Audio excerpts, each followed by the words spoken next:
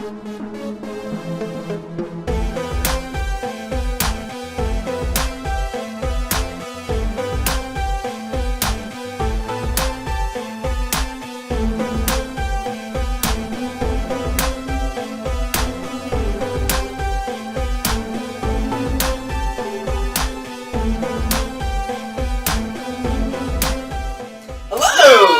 to the Red Web Superhero Talk Show. I am your host, Brad West. Joining me, of course, as ever, is Mr. Greg Burrow from Dragons Are Comics and Fantasy, and Anastasia Anderson, and we are talking about dragons! It's dragons! Dragon time! Guys. It's dragon time. So we have talked about alien dragons, and we have talked about real dragons, and now I think we're talking about what? Mutant dragon? Extraterrestrial? Is this like her? Lockheed is actually an alien dragon as well. But he's not from another planet, he's from another dimension. No. Oh, he's from another planet? No. Another planet. He's the one who knows. This is his episode. Yes, this is my episode. I love Lockheed so much. Now, it's debatable when the first appearance of Lockheed happens, because what happens is Kitty Pryde tells a fairy tale to Ileana. Okay. And in that, Nightcrawler's a little creature called a Bamf. And it's kind of like a pirate story and all this kind of stuff, and it's really fun. Very much suggest looking it up. It's issue number 153 of Uncanny X-Men. Okay. And there are little dragons in there. Little cat-sized little dragons that are really cute. So later on, Chris Claremont writes a new story. And it's in space, and the X-Men have been captured by the Brood. Okay, if y'all don't know the Brood are basically the X-Men's version of the alien xenomorphs. They are. Oh, okay. They are a really sharp shark-like teeth. They are a swarm-like species that lays their eggs inside living hosts, and then they become the Brood. Yes. And they become Brood-like. So it's really a horrifying thing. But there's actually Lockheed is one of the dragons on that planet that are not affected by the Brood.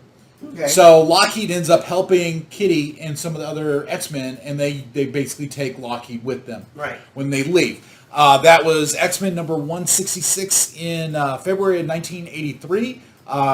Chris Claremont obviously wrote it, and Paul Smith was the artist.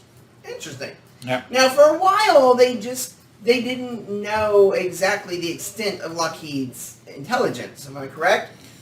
They knew Lockheed was smart, but they didn't know how smart. They didn't realize that. Yeah, they were like, this is just a cat. Because, I mean, Lockheed obviously did what people asked of him, but, he was like a cat. So, sometimes cats will come to you, sometimes they won't. It really depends on what they want, that kind of stuff. And Lockheed was very attached to Kitty Pryde and was with Kitty Pryde for a very long time. And at one point, actually goes off with Ileana. Right. So, Ileana, which is why in the New Mutants movie she's with Ileana. Ileana Magique, Colossus's little sister. Yes. Yeah. And y'all didn't know that already. And at some point it ends up back with Kitty Pryde, right? Oh, I'm sure. I haven't kept up, but I mean, I know that Lockheed loved Kitty. I mean, absolutely loved Kitty. I mean, like, would wrap its tail around her neck and would just be like asleep on her shoulder a lot. And stuff like that, and across her back. So, I mean, yeah. Now, at one point, I think it was like the New Mutants. Correct me if I'm wrong. We might have to look this up because I don't remember. The New Mutants, the comic? No, not the New Mutants. I'm sorry. New X-Men. New X-Men. Okay. In the comic book New X-Men that came out at the end of the 90s or the beginning of the 2000s, I want to say. Is it the one that was, I think that's the one that was written by Joss Whedon when he was doing X-Men for a little while.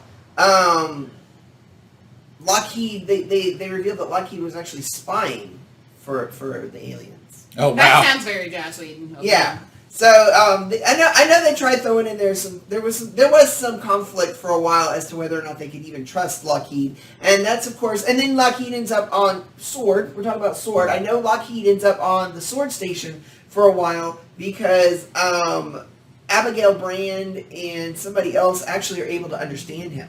Nice. So Yay. they do eventually reveal that he's completely sentient, Yeah. and his people are much more technologically evolved than previously thought. Because and- that trope. Yes. Yeah. So It's like they're like, this is a cat, and he's like, I am actually a highly intelligent Yes, creature, way I beyond your am. years. Right. So I know that currently that's his thing is that Lockheed is actually And Lockheed could breathe fire. Lockheed was, could fly. Lockheed was amazing, and I highly suggest checking out Lockheed. And I do love how frequently in the comic books and the cartoons, at some point somebody always calls him Figment. If you're familiar with Disney World, there's an imagination dragon called Figment, who's a purple dragon, and because Lockheed is a purple dragon, somebody always inevitably calls him Figment, and I always find that amusing. Yeah. That is great. And of course, Lockheed got his name from the Lockheed SR-71 jet that the X-Men have. Mm-hmm. So that's how they used to fly around back in the 80s. Oh my God, he's the mascot cat He's for the the mascot plane. for the right. He is the mascot. Yeah. That's so So funny. I did personally now like. I am a little disappointed in the new. I mean, I understand how glad you were that Lockheed appeared in the New Mutants movie at all. Yeah, But the concept that he was just an imaginary friend of Ileana, and it's not just the disappointment of that. It takes away to me that he's only an imaginary friend that she makes manifest. It also just completely screws up what her powers are, because I'm like, her powers are not creating those. She cannot create things. They give her this random, undefined power set in the movie. Maybe it's cool to look at, but I'm like, where did this come from? Because in the comic book, all she has the ability to do is travel. She has she has kind of a portal type thing, and even then, that's some debate because ultimately it has more to do with she creates this artificial ground that she can step and climb in, like a stepping discs kind of thing.